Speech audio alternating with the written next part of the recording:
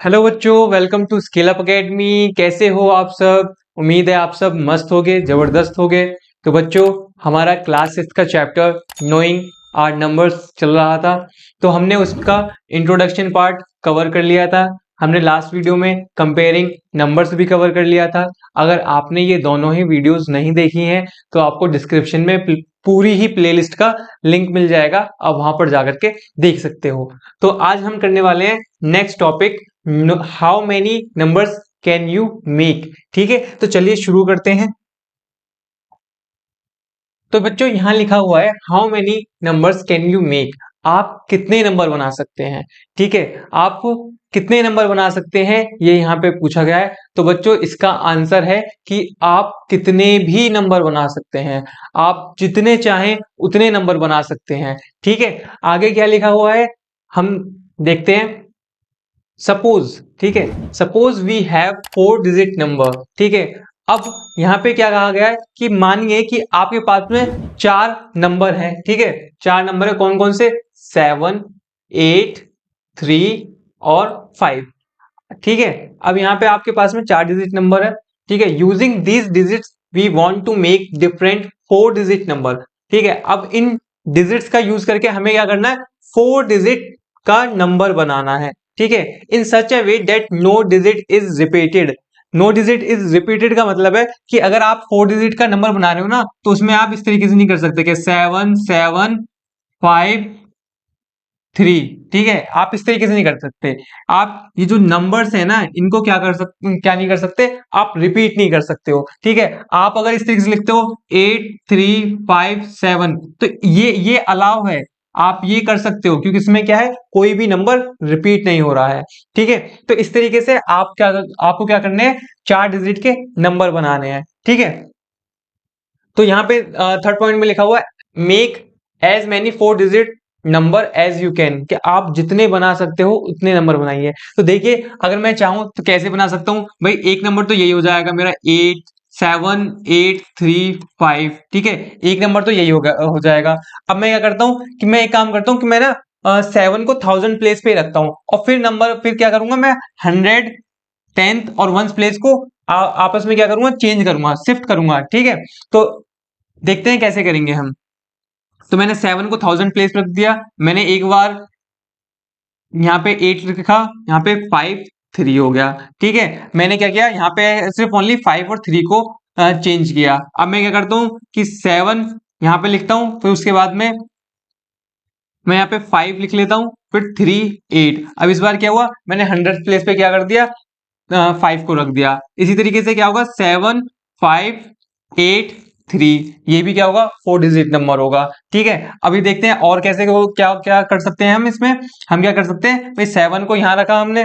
ठीक है, हमने फिर उसको में 3, 8, 5 लिख दिया। ठीक है, इसी तरह से हम क्या करेंगे, अब फिर से एक और नंबर बना लेते हैं। अब क्या करेंगे इस बार कि हम 8 और 5 को चेंज कर देंगे, तो क्या आएगा?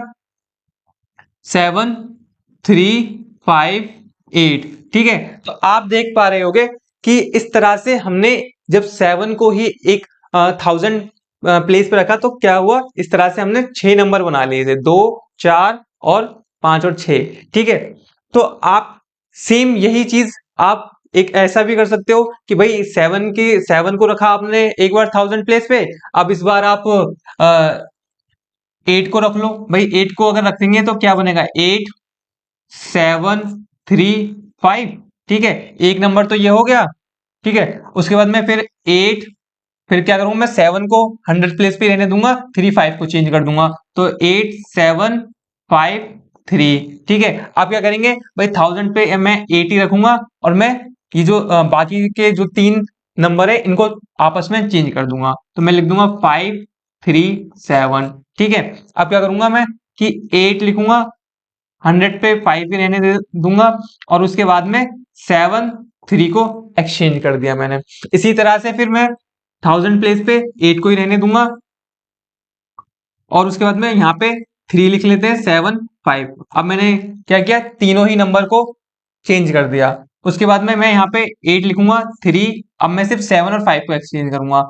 ठीक है, तो इसको चेंज करेंगे तो क्या आएगा? 7, 5, 7। ठीक है, तो आप देख सकते हो फिर से क्या हुआ, जब मैंने 8 को 1000 प्लेस पर रखा, फिर से 6 नंबर बन गए। ठीक है, इसी तरीके से आप जरूरी नहीं है कि मैंने 7 को रखा 8 को रखा, आप किसी भी नंबर को रख सकते हो। आप चाहो तो 3 को रख लो थाउजेंड्स की प्लेस पे। ठीक है, फिर नंबर्स को एक्सचेंज करते रहो, शिफ्ट करते रहो भाई। ठीक है, या फिर आप 5 को भी कर सकते हो। इसी तरह जब आप करोगे तो 24 नंबर्स बन जाएंगे इस तरह के। ठीक है, 4 डिजिट के 24 नंबर्स बन सकते हैं। ठीक है, अब आप अगर थोड़ा सा ध्यान देंगे तो हम यहाँ पे कर क्या रहे थे बच्चों, यहाँ पे हम क्या कर रहे थे कि नंबर्स को अरेंज कर रहे थे भाई। पहले क्या किया हमने, 7 को पहले लिखा, फिर 8 लिखा, फिर 3 लिखा, 5 लिखा, फिर क्या किया 7 को फिक्स रहने दिया, एक ही जगह रखा, और उसके बाद में ये जो बाकी के जो 3 नंबर थे इनको क्या किया हमने अरेंज किया, एक दूसरे के साथ में अरेंज किया। और इसी तरह से हम ये जो 4 डिजिट हमें दी गई थी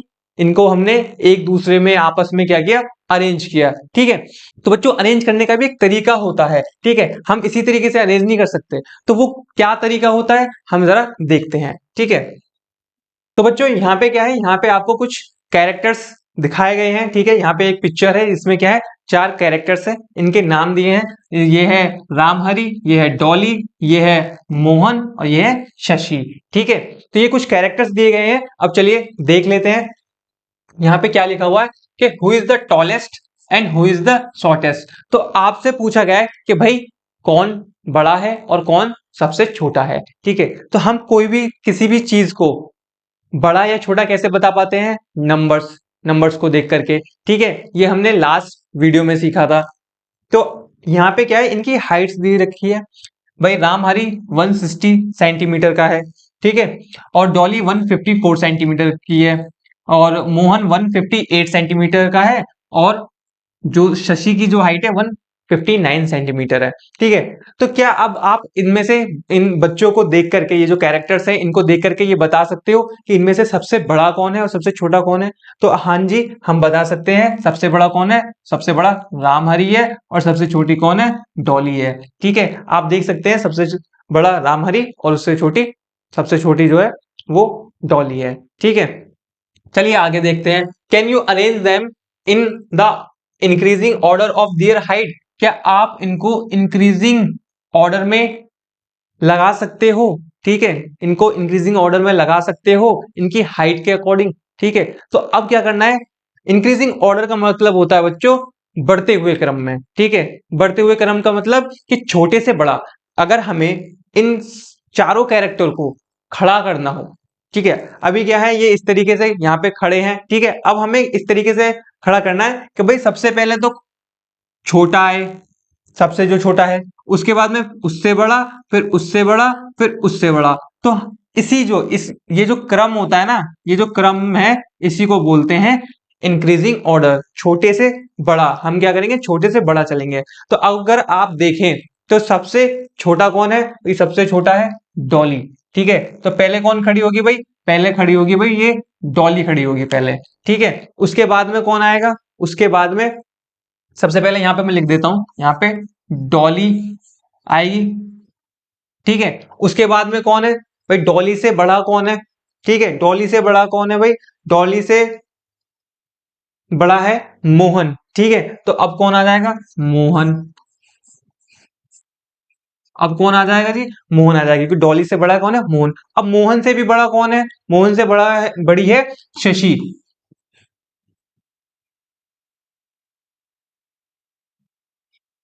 शशि, ठीक है, मोहन से भी बड़ी कौन है? शशि है। अब शशि से भी बड़ा कौन है? शशि से भी बड़ा है रामहरि।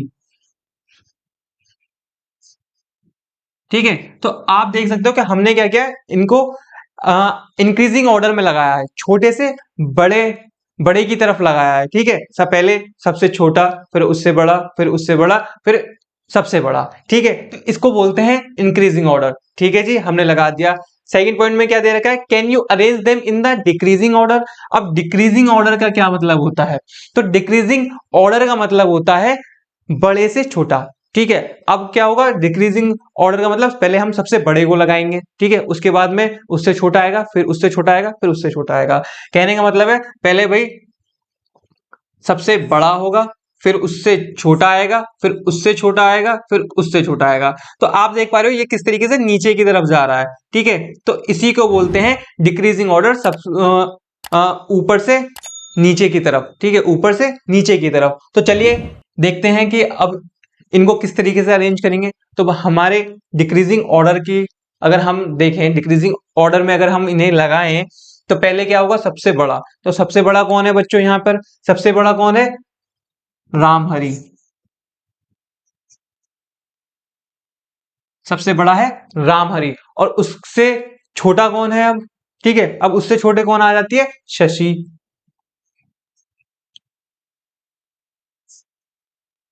उससे छोटे आ गई शशि। और शशि से छोटी कौन है भाई, शशि से छोटा है मोहन। और अब मैं आपसे पूछूं कि भाई सबसे छोटा जो आखिर में कौन बचा, डॉली बची है। तो डॉली क्या है, सबसे छोटी है।